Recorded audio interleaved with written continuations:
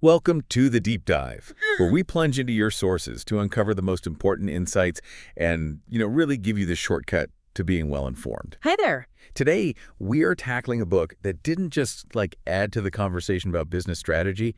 It fundamentally changed it. Oh, absolutely. It's a book about a really tough problem, one that keeps even the best-run companies up at night and sometimes leads to their downfall. And the source guiding our deep dive today is a pretty revolutionary national bestseller, the 2000 Harper Business Revised edition of The Innovator's Dilemma by Clayton Christensen. Right. This is the book that Andrew S. Grove, the former chairman and CEO of Intel, highlighted right there on the cover.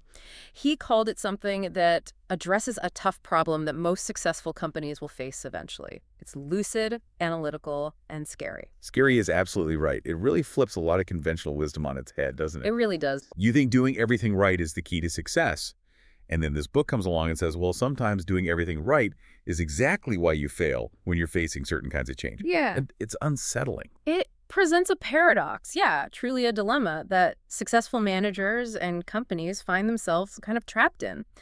And Christensen's analysis, which is backed by just extensive research, explains why this happens. And importantly, it's not because they become lazy or bureaucratic necessarily. No, not the usual suspects. Exactly. But often because they are listening intently to their customers and managing their resources wisely, according to the metrics of their current success. Precisely. So our mission today for you listening is to really unpack this. What exactly is this innovator's dilemma? Why do successful companies that are genuinely good at what they do, fall victim to it? Yeah, how does that work? And crucially, what does this whole framework mean for you? Whether you're maybe trying to innovate within a large organization or launch a new venture, or maybe just understand the dynamics shaping industries all around you. All right. So let's dive into the heart of this dilemma. Okay, let's unpack this puzzle. Because Christensen isn't writing about companies failing because of, like you said, the usual suspects, poor management, internal politics, a sudden economic downturn, or just missing obvious trends. Right. It's not about incompetence. No. He focuses on a much more insidious kind of failure, one that afflicts good companies. These are well-managed companies, often leaders in their field, who listen really carefully to their customers, they invest in R&D, they execute efficiently, great companies by all normal measures. Yet, when faced with a specific type of market and technological change, they stumble, they lose market share, and sometimes they just disappear. And the central paradox, the real core of the dilemma, is that the very decisions that are hallmarks of good management, the decisions that led to their success in the first place. The stuff they teach you in business school. Exactly. Things like focusing on their most profitable customers, allocating resources to projects with the highest potential return, continuously improving their products. These are the precise decisions that cause them to lose their market dominance when technology shifts in a particular disruptive way. It's fascinating. It's a fascinating and, like Grove said, scary thought that your competence today can actually be the root of your failure tomorrow. It is deeply counterintuitive. We're taught, successful companies focus on their core business, listen to their customers. But Christensen's work shows that this standard playbook can actually be a trap. A trap. Yeah, and it all hinges on understanding the type of technological change we're actually talking about. The book makes this really fundamental distinction between two categories. Right, because not all innovation is created equal in this context. Yeah. It matters how things are changing. First, you have what he calls sustaining technologies. These are the familiar types of innovations. They improve the performance of established products along dimensions that the mainstream customers, the company's major markets, have historically valued. So making things better in ways people already expect. Exactly. Making a car faster, a computer chip smaller and more powerful, a phone camera with higher resolution, that kind of thing. This is where established companies, with their existing expertise, their customers, their processes, are exceptionally good. They are basically built to excel at sustaining innovation. Yes, and typically established companies are actually faster and more effective at developing and commercializing these sustaining technologies than new entrants are. Right. They have the inside track. They understand the market, they've the distribution channels, they have the relationships with their customers who are actively demanding these improvements. It's their home turf. But then there's the other type. Yeah. The one that causes all the trouble. Disruptive technologies. Okay, here we go. These are very different beasts. Initially, they almost always offer lower performance on the attributes that the mainstream, most profitable customers care about most. So they look worse at first glance. Yeah, a disruptive product might seem slower, less capable, maybe less feature-rich compared to the established product. But, and this is key, they often possess other characteristics that a few niche customers, or maybe customers in a different, often new or insignificant market, find really valuable. Like what kind of characteristics? Things like being smaller or much lower cost or simpler to use, easier, more convenient. Crucially, these disruptive technologies often emerge in markets that are currently low margin or really small or maybe even non-existent from the perspective of the big, leading established firms. Okay, so they pop up on the fringes. Exactly. And here is the core argument of the book. It is these disruptive technologies, the ones that initially look inferior or just plain niche, that have the potential to completely redefine markets and eventually topple industry leaders. The established players, they're focused on their profitable mainstream customers. They're excelling at sustaining innovation, right? So they often miss or dismiss these disruptive innovations because they just don't fit the current business model. They don't fit the current customer needs or the current economics. Because those early disruptive products, they just don't look like a threat, do they? Not at all. Why would a leading company invest significant resources in a technology that performs worse than its current products and is only desired by like a handful of customers in some tiny low-margin market? Right. It just doesn't make sense according to the rules of their current success. It's irrational from that perspective. But the book shows that the trajectory of improvement for these disruptive technologies, while starting lower, is often incredibly steep. Much steeper sometimes than the sustaining tech improvements. Yeah. And eventually, that disruptive technology improves to a point where it becomes good enough for the mainstream customers. Maybe not the best in the old metrics, but good enough. And often, it brings those original advantages like lower cost or simplicity along with it. And by then, The companies that dismissed it find themselves way behind, unable to catch up because they haven't built the necessary processes or the right cost structure or even just an understanding of this new market that's emerged. it's too late. Pretty much. Yeah. And Christensen doesn't just present this as a neat theory. The book provides these really deep dives into the historical evidence across multiple industries, most notably the hard disk drive industry. Which is just a fantastic case study. It really is. And the mechanical excavator industry, too. Ooh. And he also touches upon steel, retail, even the early personal computer market. These case studies aren't just like anecdotes. They are the foundation upon which the whole theory is built. They show this pattern unfolding again and again. It demonstrates it's not a fluke, it's a systemic force at work. Exactly. So let's really dig into the disk drive industry because the book uses this as its primary illustration, and it's just such a powerful example that really shows the dilemma in action over several generations of technology. Yeah, it's a fascinating story. It's a story of relentless technological progress, but also market evolution and segmentation. Disk drives started way back in the 1950s as these massive, expensive machines. IBM's first commercial disk drive, the RAMAC, in 1956, It is. was literally as big as a large refrigerator. Fridge. And it could store only 5 megabytes. 5. It's wild. I mean, think about that compared to the tiny little thumb drives or SSDs we have now holding terabytes. It's just mind-boggling progress. Absolutely. And as computing itself evolved, so did the disk drive market. It started to segment into different value networks, which is a really crucial concept the book introduces. Yeah, we need to understand that term. What's a value network? It's essentially the context in which a company operates. It includes the customers, the competitors, the cost structure, the economic priorities, the sort of shared values that define what's important in that specific market space. Okay. For disk drives, you saw different value networks emerge over time. First mainframes, then mini computers, then desktop PCs, portable computers, and so on. And each of these had really distinct needs. Mainframe users, they needed massive capacity and absolute reliability above all else. Price was secondary. Right. Big iron, big storage. Exactly. PC users, they wanted more of a balanced capacity, speed, cost. Portable users, well, they prioritized physical size, low power consumption, and ruggedness.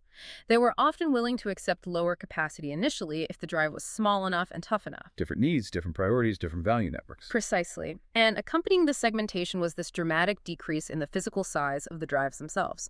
We saw this whole parade of shrinking form factors. 24-inch drives, then 14-inch, 8-inch, 5.25-inch, 3.5-inch, down to tiny 1.8-inch drives and even smaller. And the introduction of each smaller size often enabled and effectively defined a new market segment or value network. It wasn't just that the drives got smaller. The smaller size opened up totally new possibilities. That's the key. 8-inch drives found their home in the mini computer market. 5.25-inch drives were absolutely critical for the emerging desktop PC market. You couldn't have had the PC revolution without them. And then 3.5-inch drives enabled portable computing laptops. Right. Meanwhile, the underlying disk drive technology, just in terms of storage density like megabytes per square inch, was improving at this astonishing rate. That was driven by sustaining innovation, making the existing sizes hold more data. Yeah, incredible density gains. But what the book's analysis shows so clearly is that the performance trajectories of these disruptive technologies, the smaller drives enabling new applications, eventually intersected and surpassed the performance trajectory of the older, larger drives from below. From below. How so? As measured by the demands in those new disruptive markets, the smaller drives got good enough on capacity and speed for mainstream applications, even though they started out only appealing to niches based on size or cost. Ah, okay, so they improved faster than the market actually needed in some ways, eventually crossing the threshold for the bigger markets. Exactly. And the data Christensen presents is just crystal clear on this. The established firms in each generation were brilliant at leading and sustaining technologies for their current market. Right. The companies dominating the 14-inch mainframe drive market. They were world-class at increasing 14-inch drive capacity, speed, reliability. They were early adopters of new component technologies like thin film heads, specifically to make their existing drives better for their demanding mainframe customers. They were innovating constantly and effectively within their value network. They were doing exactly what good companies are supposed to do, serving their best customers. Absolutely. Huh. But, and here's the dilemma again, these very same market leaders consistently stumbled when the smaller, disruptive drive sizes emerged. Okay, give us the pattern. So, when 8-inch drives arrived, targeted initially at mini computers, the leading 14-inch drive makers largely ignored them.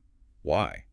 Because the initial 8-inch drives had much lower capacity than the high-end 14-inch drives their really important mainframe customers needed. And the mini computer market was smaller back then. Right. Smaller, less profitable, and just wasn't the focus of their core customers. From their perspective, looking at their spreadsheets, it just didn't look like a worthwhile opportunity compared to continuing to serve their lucrative mainframe base. So who jumped in? New firms. Entrants like Shugart Associates and Micropolis, they were pioneers in the 8-inch space. They didn't have the legacy business tied to 14-inch drives and mainframe customers to worry about. The 8-inch market, while maybe small to a 14-inch giant, was a huge opportunity for them. Okay, pattern starts there. What about the next step? The pattern repeated itself with almost uncanny consistency when 5.25-inch drives emerged for desktop PCs. Ah, the PC revolution trigger. Exactly. The leaders in the 8-inch market, the companies that had disrupted the 14-inch guys, now they largely ignored the 5.25-inch drives. Same reason. Pretty much. Yeah. Again, the 5.25-inch drives initially offered lower capacity and lower margins than the 8-inch drives needed by their established mini-computer customers. The desktop PC market looked uncertain, maybe a bit flaky, and definitely less profitable initially. And the numbers Christensen found really backed this up strongly, right? Oh, yeah. His research showed that 2 years after the first 5.25-inch drive was introduced, a striking 80% of firms producing these disruptive drives were new entrants, not the established leaders from the 8-inch market. Wow, so the incumbents were just way behind the curve. Massively behind. And it happened again with the 3.5-inch drives that enabled portable computers. Think about Seagate. They became a giant in the 5.25-inch desktop drive market, a huge success story. Right, a household name for PC builders back then. Totally. They actually developed a 3.5-inch prototype early on. They have the tech capability. But when they presented it to their most important customers, desktop PC makers like IBM and Compaq, what did those customers say? Let me guess. We need more megabytes in the 5.25-inch size for our desktops. Bingo. They wanted higher capacity for their desktops, not smaller drives for these hypothetical portable computers that barely existed yet. The market forecast for 3.5-inch drives looked uncertain, definitely lower margin compared to the booming desktop market they were already dominating. So Seagate made a rational business decision. Based on their current customer needs and market priorities, absolutely rational. In 1985, they shelved the 3.5-inch project. And this is just the innovator's dilemma laid bare, isn't it? Textbook case. Seagate was listening intently to its most profitable customers. They were focusing their valuable engineering resources on the opportunities those customers valued: higher capacity 5.25-inch drives. This was excellent management by the standards of their existing value network, no question. But in doing so, they essentially missed the boat on the emerging portable computing market, where 3.5-inch drives were absolutely essential despite their lower initial capacity and margins. Yeah. And of course, who came in and just dominated the 3.5-inch market early on? Let me guess. New entrants. Exactly. Companies like Connor Peripherals formed specifically to focus on the unique needs of the portable market: small size, ruggedness, low power consumption, even if it meant lower capacity and margins initially. They tailored everything to that new value network. And by the time the 3.5-inch market became undeniably huge and lucrative. Connor and others had built a commanding lead. They had the relationships, the optimized manufacturing, the scale for that specific product. Seagate and the other 5.25-inch leaders struggled to catch up. The pattern held firm. Established firms excelled at sustaining innovation in their existing markets, but repeatedly stumbled when faced with disruption enabled by a smaller, initially less capable product opening up a new value network. It's such a powerful lesson embedded right there in the history of that one industry, just generation after generation. It really is. So the huge question then becomes, why? Why couldn't these established firms, with all their resources, their smart engineers, their technical know-how, just see this coming and jump on the disruptive technology sooner? Yeah, it wasn't like they couldn't build smaller drives. Seagate proved that. They had prototypes. Exactly. So the book goes really deep into the underlying forces, the fundamental principles that create this dilemma, and explain why good managers, making rational decisions, make choices that ultimately prove fatal in the face of disruption. Right. Christensen identifies several key principles that are deeply embedded within successful organizations, and these principles actively steer them away from disruptive innovation. The first one he talks about is Principle 1.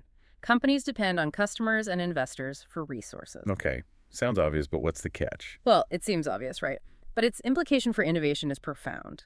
Managers, especially in established companies, are judged and incentivized based on their ability to attract and effectively use resources: money, skilled people, time, information.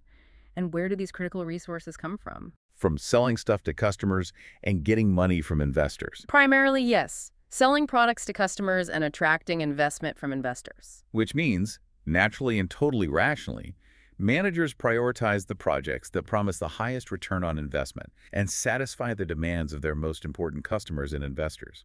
It's just good business sense. It is. And who are the most important customers? Usually the largest ones, the most demanding ones, the most profitable ones in the established market. And what do they want? Better versions of the products they already use, sustaining innovations. Faster, bigger, more features. Precisely. So projects aimed at developing high-margin, high-volume, sustaining technologies for these existing important customers automatically win the internal battles for resources. They just look better on paper. Yeah, they beat out the projects pursuing lower margin, smaller market opportunities for maybe unknown customers. Yeah. Which is exactly where disruptive technologies typically start out. Exactly. The whole financial structure, the expectations for profitability, the very culture of a successful company are geared towards serving its existing value network. So investing in a disruptive technology which operates in a different value network with often fundamentally different economics, lower margins, smaller scale, initially looks really unattractive. It's incredibly difficult to justify using the standard metrics the company lives by. The numbers just don't support it when you compare it side by side with the next big sustaining project for your current cash cow. Nope. The ROI calculations just don't favor disruption early on. And this leads directly to the second principle, which is related. Yeah. Principle 2.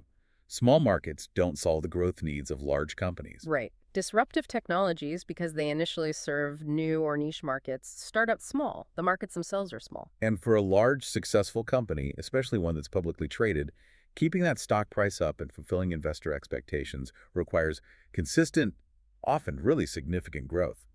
Billions of dollars in revenue. Yeah, the pressure is immense. So a new opportunity, even if it's a rapidly growing small market, simply might not move the needle enough to be a priority for the executives at the top. Right. The book points out that a multi-billion-dollar company might need a new venture to generate, say, hundreds of millions in new revenue annually just to maintain its growth rate. So an emerging market that's maybe forecast to be worth only, I don't know, tens of millions initially, even if it doubles or triples year after year, It feels like a rounding error compared to the scale of the existing business. Exactly. It's just noise in the P&L. So even if some smart managers within a large company recognize the long-term potential of a disruptive technology or market, the financial pressure and the sheer scale of their current operations mean that investing substantial resources in something that small feels like, well, like a distraction. Yeah, why bother with that little thing when we have this huge established market to defend and grow? Right. It won't provide the kind of revenue or profit needed now to satisfy the demands of the parent company's growth engine. They prioritize chasing larger, more predictable opportunities in their established markets, even if those markets are starting to mature. And this is part of why, as the book mentions, something like the Apple Newton struggled. The potential PDA market back then, while interesting, just wasn't big enough at the time to satisfy Apple's growth requirements as a large corporation. Right. Resources flowed to the Mac projects instead, the bigger business. Makes sense from that big company perspective. Then there's a principle that really delves into the internal wiring of the organization itself, Principle 4. An organization's capabilities define its disabilities. Ooh, that sounds deep. Capabilities define disabilities. It's one of the deepest insights, I think. Capabilities aren't just what the people in the company know how to do, like their skills. They become embedded in two really critical areas. The organization's processes and its values. Okay, break that down. Processes and values. Processes are the ways the organization coordinates tasks, how product development actually happens, how manufacturing is managed, how sales and distribution work, how decisions get made about allocating resources. It's the how we do things around here. Got it. The machinery of the business. Exactly. And values are the criteria by which decisions are made about priorities, what kinds of projects are acceptable, what profit margins are considered good enough, which customers are deemed most important.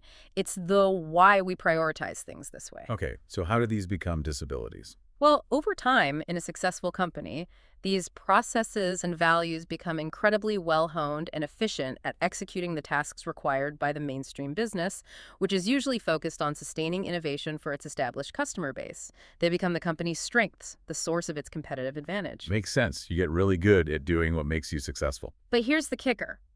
When a disruptive technology emerges, it often requires fundamentally different processes and different values to succeed, because it serves a different value network with different rules. Ah, I see where this is going. And that's where these highly optimized capabilities become rigidities, become disabilities.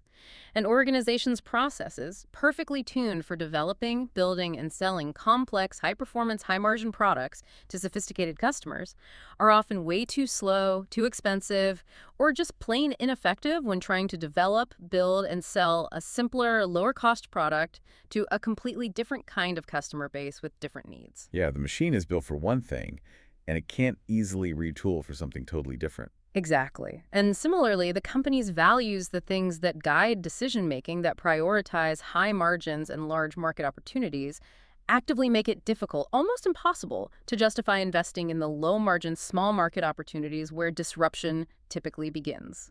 The organization is literally not built to succeed in that new context. Its strengths become its weaknesses. The book points to IBM and its struggles with the personal computer, right? Yeah. Even though they eventually entered the market, it was tough.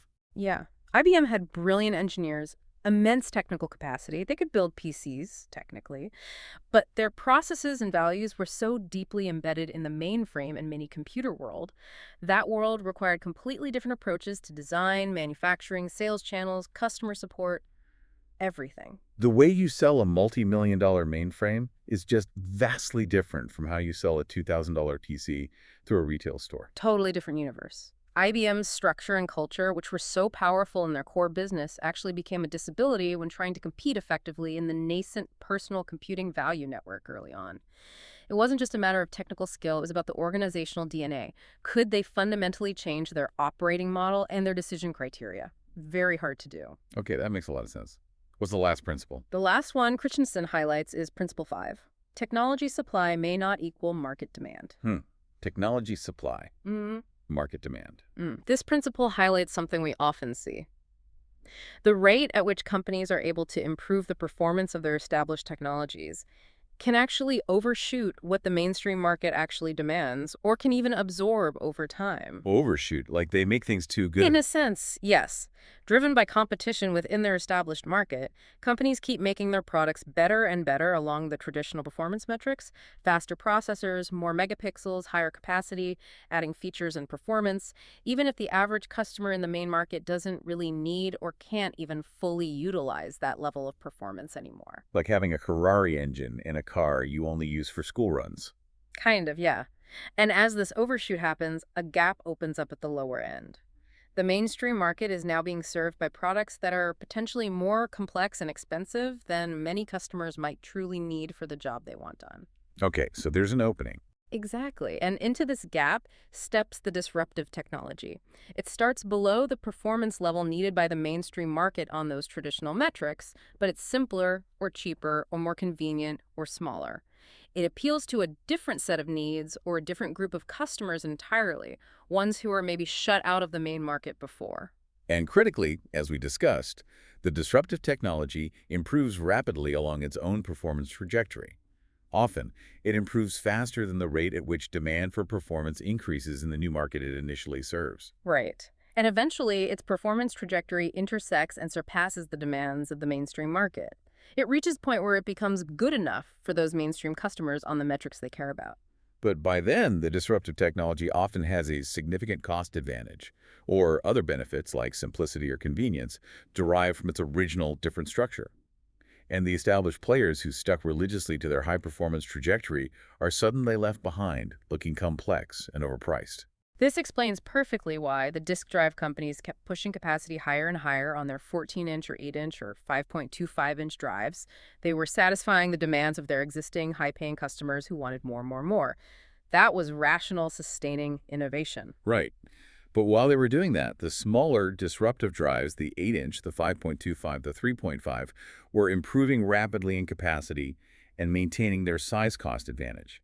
They eventually became good enough on capacity for mainstream PC users, displacing the larger drives not just on size initially, but eventually on capacity too, often at a better cost structure. It's a fascinating dynamic. The leaders are running hard up one hill while the disruptors are scaling a different, initially lower hill that eventually overlooks the first one. That's a great way to put it. So when you put all these principles together, resource dependence on current customers, the small size of disruptive markets relative to large companies' growth needs, the embedding of capabilities and therefore disabilities in processes and values, and this dynamic between technology supply overshooting market demand, you really see the trap. Yeah, it becomes clear. Good managers, following the standard playbook of success, are structurally and culturally guided away from the very innovations that will likely define the future, precisely because those innovations don't look attractive or viable according to the rules of the present. It's a powerful, almost deterministic framework. It suggests the seeds of failure in the face of disruption are actually sown by the very actions that lead to success in stable times. It's not about being dumb, it's about being optimized for the wrong future. Wow. Okay, it sounds pretty grim, doesn't it? Like you're damned if you do, damned if you don't. But the book isn't just about diagnosing the problem, right? Part 2 explores how well-managed companies can potentially navigate this dilemma. Yes, thankfully. It's not entirely hopeless. He does offer insights drawn from the analysis of companies that did manage disruptive change successfully, or at least aspects of it. So what are the keys? How do you fight back against these powerful forces? Well, one key strategy that emerges, particularly when you revisit that principle of resource dependence, is about structure. It's giving responsibility for disruptive technologies to organizations whose customers need them. Organizations whose customers need them. Yeah. What does that mean in practice? The core idea here is to create a structural solution to that problem of resource allocation and value network conflict we talked about. You basically need to get the disruptive project out from under the thumb of the main business. How do you do that? Like build a wall around it? Kind of, yeah. Yeah. The book suggests creating an independent organizational structure. This could be a dedicated team, maybe a new internal business unit, or even a completely spun-off entity, a separate company. The key is that it's specifically tasked with developing and commercializing the disruptive technology. Okay, so it's ring-fenced. Why does that help? Because the separate unit is shielded from the immediate pressures and metrics of the parent company's mainstream business. It doesn't have to compete for resources using the same ROI calculations as the big sustaining projects. Ah, so it gets to play by different rules. Exactly. This independent unit can operate within the economic reality of the new, often smaller, lower margin market. It's free from the parent's need to constantly satisfy high-margin customers. It isn't constrained by the parent's established value network, its high overhead cost structure, or its resource allocation processes that inherently favor sustaining innovation. So it can build its own relevant cost structure, find its own initial customers who value the disruption, and define success based on the metrics of the new market, not the old one. That's the goal. The book provides examples. Quantum's hardcore division, which pursued a disruptive integrated drive product, operated largely as an independent business unit. Right. And the classic example everyone points to is Hewlett-Packard and its inkjet printer business, isn't it? Absolutely. HP was already a leader in laser printers, a high-performance sustaining technology.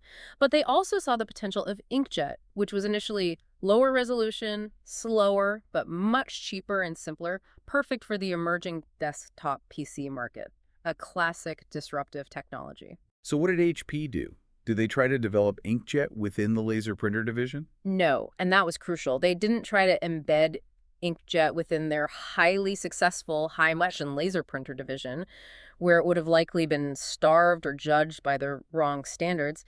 Instead, they spun it out as a completely separate, autonomous organization. Really gave it independence. Yes.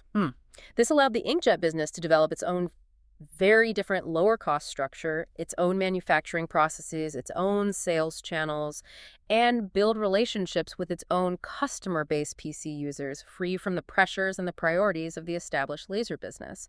It could thrive on its own terms. And they ended up dominating both markets for a long time. They did. It's a prime example of managing disruption successfully through organizational separation. Alan Bradley also successfully transitioned in the electronic controls market by entering a niche that eventually grew, suggesting a similar focus. So the point is to create a protected space where the disruptive technology isn't evaluated against the rules of the old game, but can find its footing and thrive according to the rules of the new game it's creating. Precisely.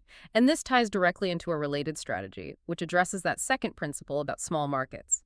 Match the size of the organization to the size of the market. Okay, match the size. What does that mean? Don't put a giant team on a tiny project? Essentially, yes. The organization or the independent unit pursuing the disruptive technology has to be small enough that the revenue and potential growth from the emerging market are actually meaningful and motivating for that unit. Ah, okay. So the opportunity has to feel significant to the people working on it. Right.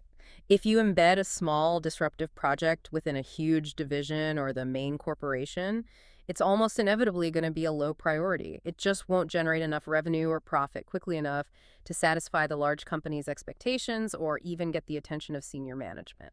And then it's likely to be starved for resources, or maybe even killed off if it doesn't show huge returns fast. Exactly. It gets compared to the billion-dollar businesses and looks like a failure, even if it's doing well relative to the new market size. So this helps explain why startups, or maybe smaller, diversified firms, often succeed with disruption, where the large incumbents fail. It's a big part of it. That emerging small market, which is totally insignificant to a multi-billion-dollar leader, can be the entire focus and a massive opportunity for a smaller company or a dedicated new venture spun out of a larger one.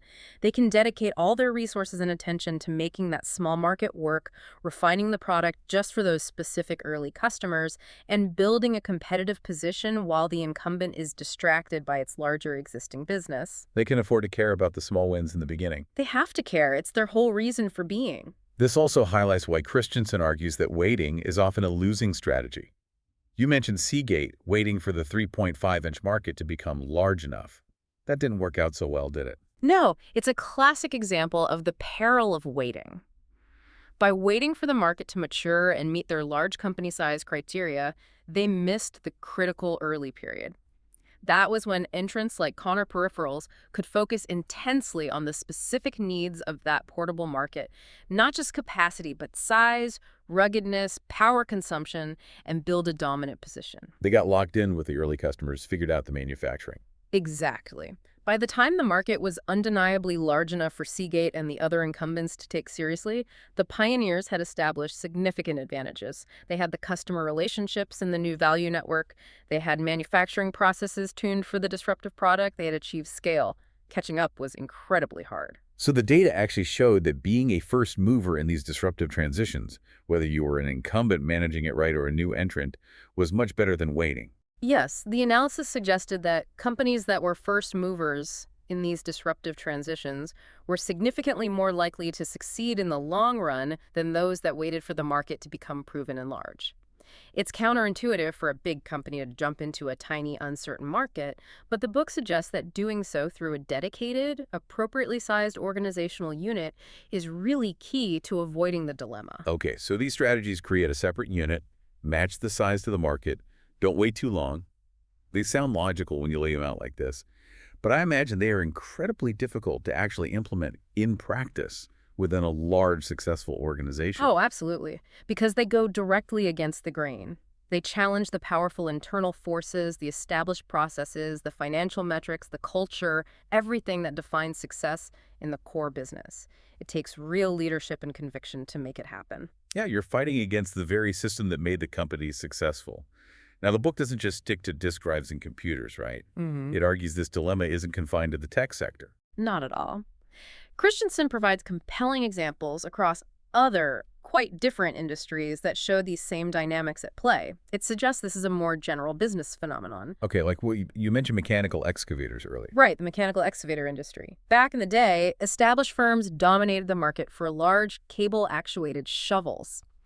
Think massive machines used in huge construction projects, strip mining. They were excellent at making bigger, more powerful cable shovels, classic sustaining innovation. Okay, the giants of earth moving. Exactly. But along came hydraulic excavators. Now, initially, hydraulics had lower bucket capacity. They simply couldn't move as much dirt per scoop as the big cable shovel. So inferior on the main metric. Right. But they offered other advantages that turned out to be really valuable in different contexts. They were simpler mechanically, needed lower maintenance, and were significantly more maneuverable, much easier to operate precisely. Okay, so different advantages. Who valued those? These features appealed to new markets that the big cable shovel makers weren't really serving effectively.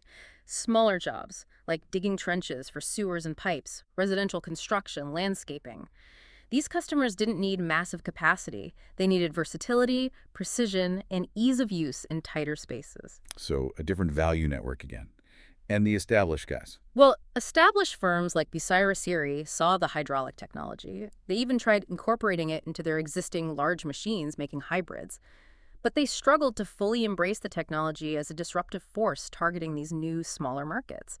Their whole organizational structure, their sales process, their value network was geared toward selling massive, complex, expensive machines for huge projects. They couldn't easily pivot to selling smaller, cheaper machines to plumbers and home builders. It was difficult. Meanwhile, entrants like J.C. Bamford, JCB, and Sherman Products, whose Sherman Bobcat was an early hydraulic backhoe pioneer, focused entirely on these smaller hydraulic machines for the new markets.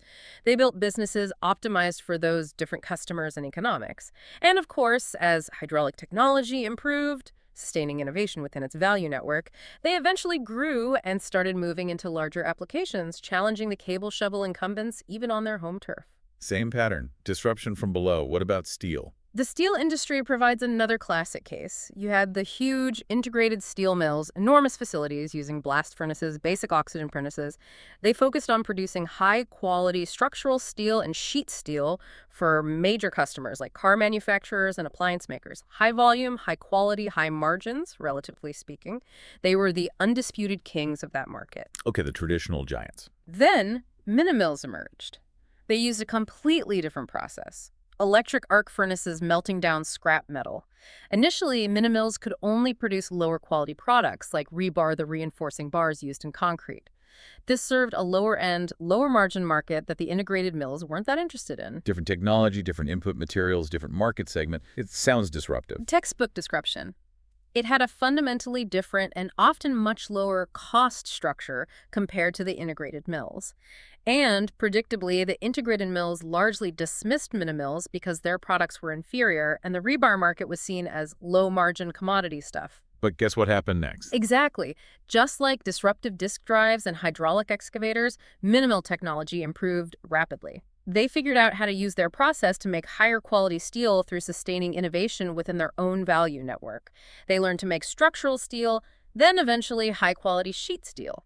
Over time, they moved relentlessly upmarket. And started competing directly with the integrated mills in their core markets. Yes, eventually producing steel good enough for cars and appliances, but with a significant cost advantage derived from their fundamentally different process and reliance on scrap. And the integrated mills found it hard to respond. Incredibly difficult. Trying to build a mini-mill inside the structure of a massive integrated mill, or even adopt mini-mill technology effectively, was fraught with organizational conflict. The cost structures were different, the required processes were different, the values, like what constitutes a good order or customer, were incompatible. Like trying to put a nimble speedboat assembly line inside a factory built for making supertankers just doesn't work. It's a great analogy. The organizational systems clash. The book also briefly touches on retail, right? Something about discount stores. Yeah, it notes that early discount retailers, like Kmart or Woolworth's discount division, Woolco, operated in a lower margin value network with different cost structures, different real estate strategies, different staffing models, different merchandise mix than traditional department stores. Yeah. And it mentions that when a traditional department store like Woolworth's tried to integrate its successful discount division back into the main company, the clash of profit models and operating philosophies created significant challenges. The different ways of making money just couldn't coexist smoothly under one roof with one set of expectations. Fascinating. And the HP inkjet story we talked about isn't just an example of the problem. It really underscores the solution, doesn't it? Absolutely.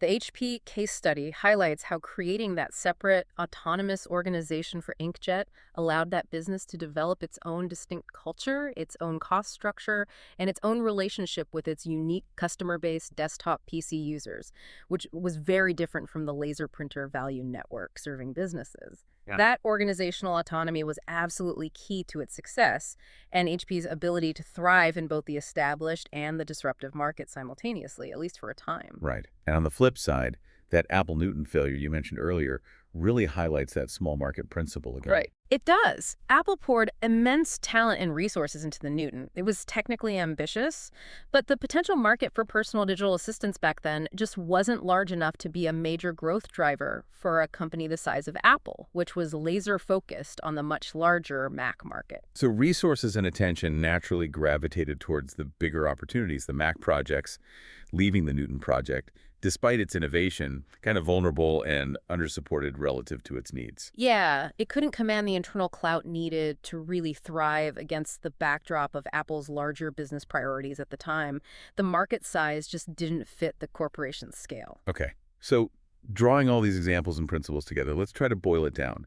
What are the real key takeaways and maybe some practical insights from the innovator's dilemma for you listening? Well, I think the primary insight, the big one, is that focusing solely on satisfying your most profitable customers and investing only in opportunities with the highest apparent returns while seeming like prudent, rational management can actually blind you and your organization to the disruptive forces that inevitably emerge in different, often less attractive market segments. Yeah, the very practices that make you successful today can contain the seeds of your failure tomorrow. And it's crucial to remember, it's not because you're bad managers, but because you're operating rationally according to a value network that is being fundamentally challenged from the outside or below. Exactly. And remember that disruption often starts small, simple, and cheap in markets you may not currently serve or value highly. Don't dismiss these low-end or new market footholds as irrelevant just because they don't fit your current model or margins. They can be the launching pads for future market leaders. And identifying disruptive technologies early is important. And Christensen notes that companies often do see them, they have the prototypes, the engineers know about them, but the real enduring challenge is organizational. It's about how you structure and manage your resources and your people to effectively pursue these opportunities, given the powerful gravitational pull of your existing successful business. That's the hard part. It really is.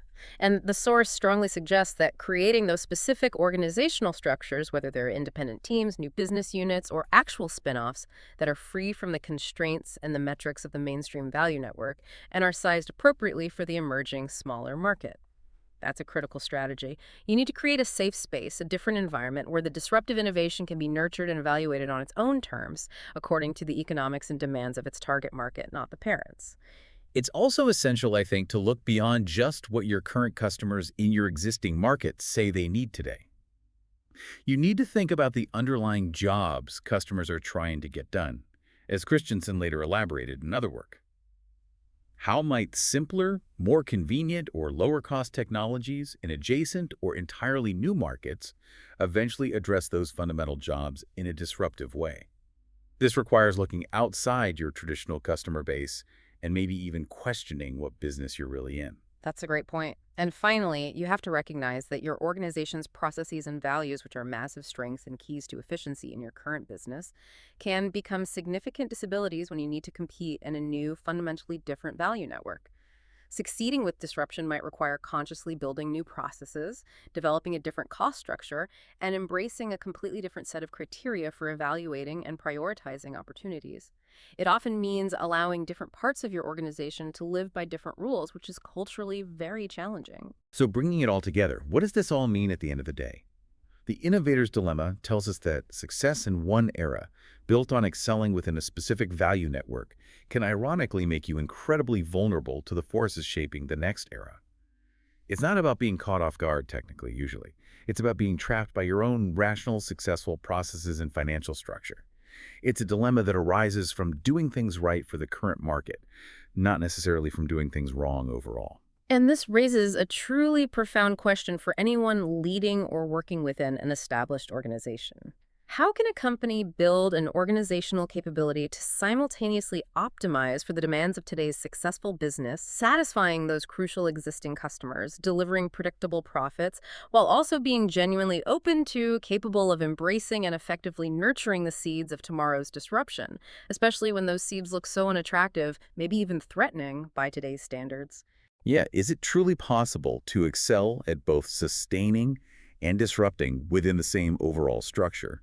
Or does successfully navigating disruption almost always require creating something fundamentally separate and new, shielded from the core? It's the million-dollar question, isn't it? Or maybe the billion-dollar question. Something to definitely ponder as you observe the changes happening in your own industry, your own company, or even maybe in your own career path. Where are the disruptions lurking, and how is your world set up to handle them, or maybe ignore them? Food for thought. That's a deep dive into the innovator's dilemma by Clayton Christensen. Thanks so much for joining us. Always a pleasure to unpack these foundational ideas that honestly continue to shape how we understand business strategy today. Absolutely. Next time on the deep dive, we'll be exploring, well, a different kind of challenge that companies face, focusing on another fascinating dynamic in the market. You'll have to tune in to find out exactly what. Stay curious.